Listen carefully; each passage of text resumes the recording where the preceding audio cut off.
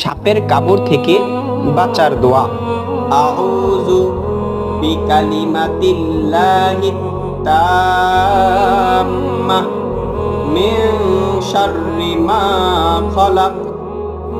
আউযু বিকালিমাতিল্লাহিত তাম্মাহ মিন শাররি মা খালাক।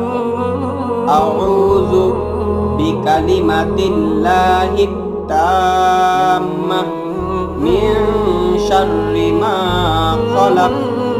সম্মানিত বন্ধুগণ, আমরা যারা আরবি পারি না তাদের জন্য এখানে উচ্চারণ সহকারে লেখা হয়েছে। সম্মানিত বন্ধুগণ, আরবির মতো বাংলায় উচ্চারণ কখনোই হবে না।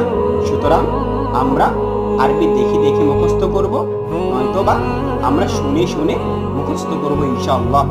সম্মানিত বন্ধুগণ, এই দোয়ার অর্থ হলো